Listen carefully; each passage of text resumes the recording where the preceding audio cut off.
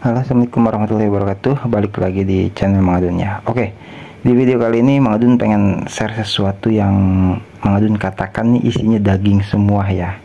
Ini Mang Adun dapat dari Network Indonesia ya, sebuah grup di Facebook gitu, yang di share oleh Tirik Lada Roken. Itu kontributor yang lagi tinggi katanya, naik daun ya. Terus dari Network DC dikatakan penjelasan jaringan pengaman uang global Network. Simak video ini dan bagikan kepada viewer lainnya. Semoga bermanfaat Network. Oke. Nah, karena di sini ada himbauan atau pesan ya untuk dibagikan ke viewer yang lain, Mang Adun harap nih mudah-mudahan nggak sampai kena klaim hak cipta ya.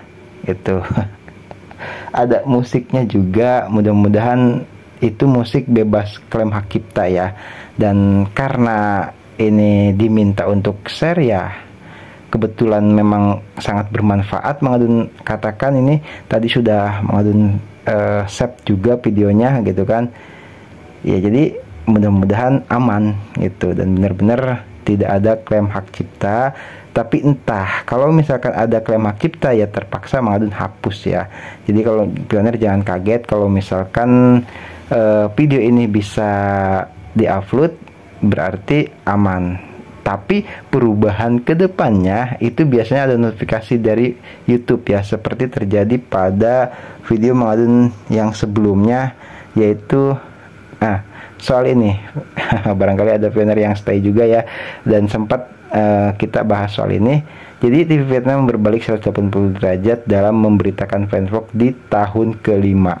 Oke, ini sebelumnya itu menitnya itu bukan 4 menit 53 detik, kisaran 9 menitan lah. Tapi karena ada yang dinyatakan klaim hak cipta entah oleh siapa yang punya video di dalam ini ya, karena kan Mang Adun juga nge-share nge-play videonya gitu kan, waktu wawancara atau apa gitu diklaim ya. Akhirnya Mang Adun perbaiki di YouTube Studio, alhamdulillah selesai. Dan setelah Mang Adun play lagi itu bersyukur banget karena poin-poin pentingnya masih tetap bisa sampai ke pioners. Oke, jadi kalau misalkan ada perubahan atau tiba-tiba ada video Mang Adun yang hilang, ya udah ya. Dan sekali lagi di sini Mang Adun katakan ya, mohon maaf kalau misalkan Mang Adun bukan berarti nggak bisa fokus di informasi khusus Mang Adun, bukan gitu loh. Jadi Mang Adun juga banyak informasi yang udah Mang Adun save gitu, cuman tetap ya Mang Adun tuh ingin memberikan lah intinya yang terbaik, ilmu-ilmu yang berharga gitu kan kepada pioners gitu. Jadi bukan berarti Mang Adun ngambil video dari Facebook tidak ada gunanya, bukan. Justru di situ ada maksud. Kenapa Mang Adun share video ya, atau ambil video bukan dari video Mang Adun pribadi gitu. Ya semoga bisa dipahami lah ya. Mang Adun kalau soal itu dikembalikan aja kepada pioners, bagaimana silahkan saja, cuman tetap niat baik Mang Adun ya seperti itu. Jadi memberikan edukasi. Oke. Dan Mang Adun titip salam kepada Pak Kiki ya, yang beberapa waktu lalu ingin dibahas soal hitungan CoinPay. Di situ belum ya, ada sudah Mang Adun save informasinya, tapi Mang Adun ingin memastikan dulu gitu supaya ketika kita menghitung harga GCP ke rupiah khususnya itu bisa betul-betul pure, benar-benar sama ya dengan hitungan yang lainnya gitu. Oke, jadi jangan sampai ada kekeliruan seperti itu. Udah Mang Adun save, tenang aja Pak Kiki ya. Oke, selamat menyaksikan videonya ya. Terima kasih buat semuanya. Sehat selalu, lancar rezeki dan diberkahi dalam setiap urusannya. Amin. Nanti Mang Adun gaskan lagi di informasi Network yang lainnya. Saya terangkan dengan bahasa yang mudah kita mengerti aja. Jadi kalau sekarang ini yang berlaku uang fiat, maka namanya Global Finance Safety Net atau jaring pengaman uang globalnya adalah dolar paling terbesar, dolar US. Sebagian negara menggunakan yuan sebagai Global Finance Safety Net, seperti Korea Utara, Cina, ada beberapa negara, Vietnam, dan itu menggunakan yuan sebagai global finance safety net. Kalau nggak salah Iran juga. Terus sebagian lagi menggunakan euro sebagai global finance safety net. Itu di negara-negara 29 negara Eropa ini sekarang 28 karena Inggris keluar, menggunakan euro sebagai global finance safety net atau jaring pengaman uang global mereka. Di sebagian negara di Eropa Timur menggunakan rubel. Nah, ini yang menyebabkan uang penjaminnya itu nggak kuat, menyebabkan terjadinya inflasi yang berkepanjangan karena rata-rata negara-negara itu diambil sumber daya alamnya, dikasih catatan uang namanya piper sebagai pinjaman lagi untuk modal kerja, dikasih piper, dibatasi dengan regulasi-regulasi begini begitu, kita tidak dapat uang, kita jual sumber daya kita kepada mereka. Yang kaya adalah negara-negara yang memiliki global finance safety net tadi. Nah, ini dirasa tidak menguntungkan atau menjadi ketimpangan bagi ekonomi dunia. Dan saat ini akibat daripada praktek-praktek seperti itu yang uang dikuasai oleh sekelompok orang di dunia yang orang sering menyebutnya Illuminati.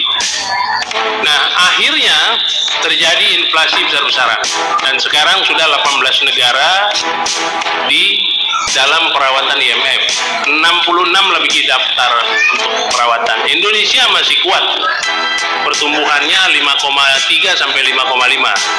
Tapi harus diingat,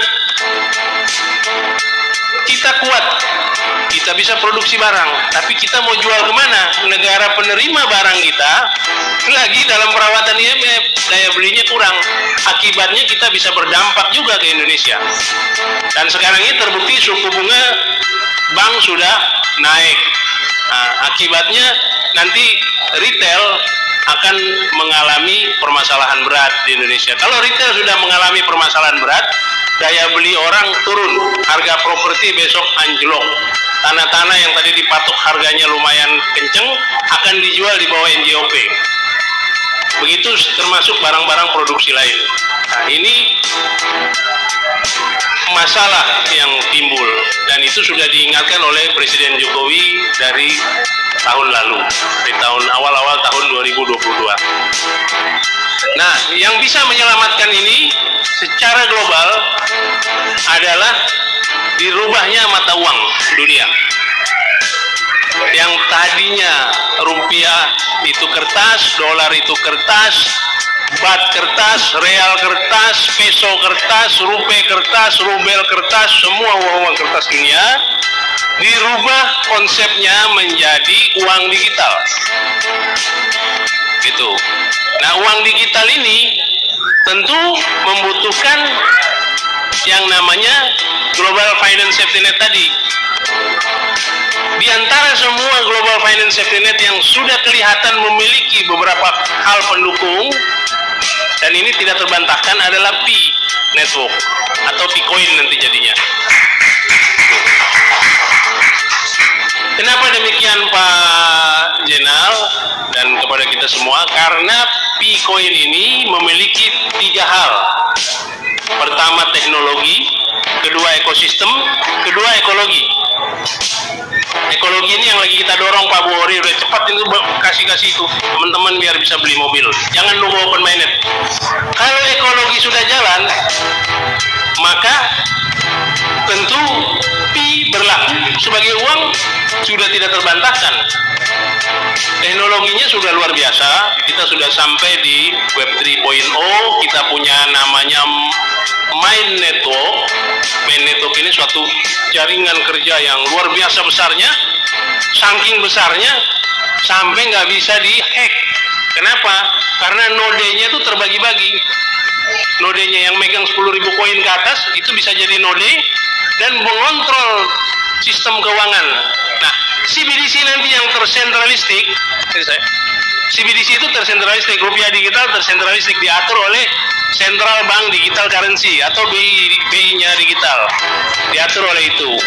Tapi dalam transaksi keuangan nanti itu harus lewat yang namanya blockchain, terdesentralisasi web 3.0.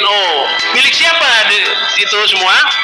Milik daripada Pi Network itu. Jadi berbeda koin komoditas. Nah, kalau teorinya koin komoditas itu akan tergantung pada supply and demand, ada teori pump and dump. Jadi kan orang ngejual supaya harganya jatuh, kemudian dia borong lagi koin, harganya naik, dia mengambil untung di situ. Nah, di koin Pi tidak terjadi karena Pi adalah mata uang. Makanya tidak disebut harga. Pi itu nilainya berapa? Value. Panjang listnya. Nah, value ini siapa yang membentuk? Pioner. Makanya ada orang bilang, lu nggak bisa, itu berdasarkan vendor. Vendor dengan itu harga. Tapi kalau nilai yang membentuk komunitas sejenis, kita-kita yang membentuk, diatur buku putih. Namanya Stellar Consensus Protocol. Nah, itulah kenapa kami dukung dulu 314-159 di Ancol. Dihadiri kira lebih dari 6.000 orang lebih. Itu terbesar di seluruh dunia. Di Cina juga begitu, di global juga begitu, dan sekarang seluruh peserta hackathon nilai paling besar adalah $314.159 per koin. Ada yang lebih dari itu, karena ada 3 juta tapi kayaknya nggak bisa jalan karena sedikit orangnya. Terus kalau ada disparitas bagaimana?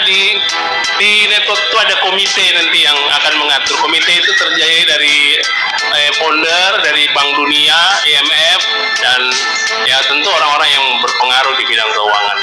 Nah, itu kira-kira. Terus mengenai regulasi, perlu Pak Jenderal ketahui, dulu kita diserang oleh para nyinyirun bahwa ini tidak terdaftar di Bapepti. Pi didaftarkan secara hukum di bawah Undang-Undang California di Amerika. Dan Pi adalah mata uang, maka Bapepti tidak berwenang mengurus ini. Itu yang saya bantah Pak Jerry Sambuaga, dan saya bikin videonya, dan sampai sekarang Jerry tidak bisa apa-apa.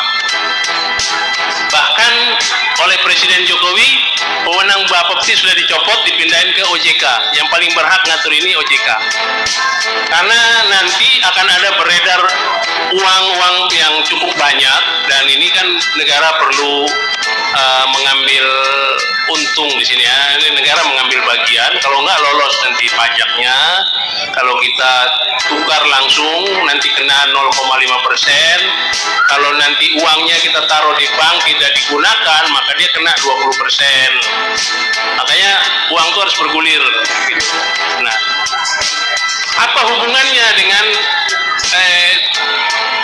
rupiah digital?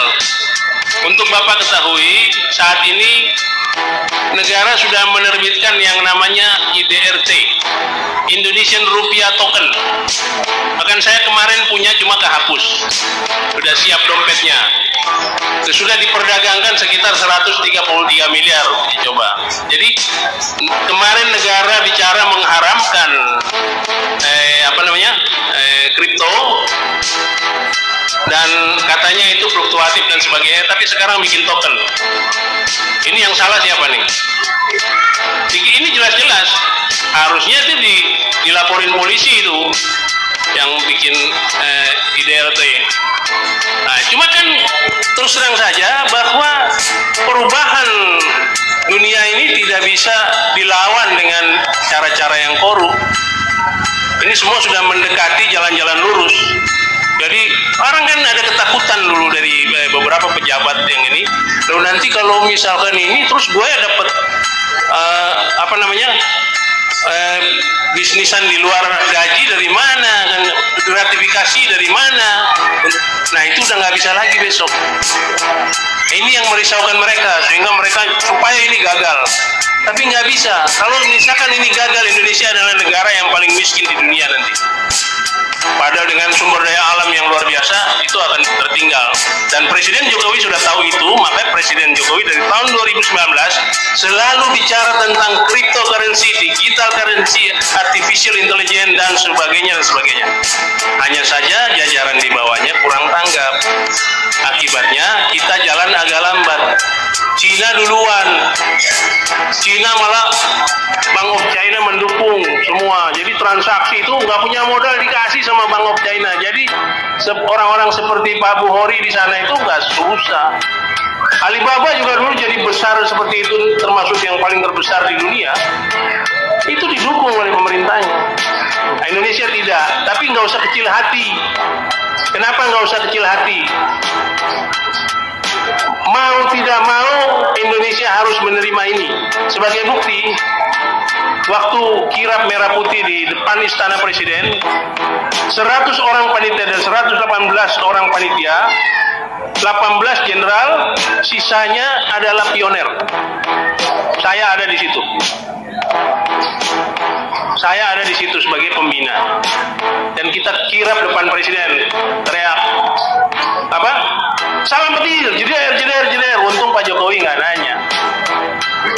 Ya, memang sampean wis KYC. Oh nanya gitu kacau kita.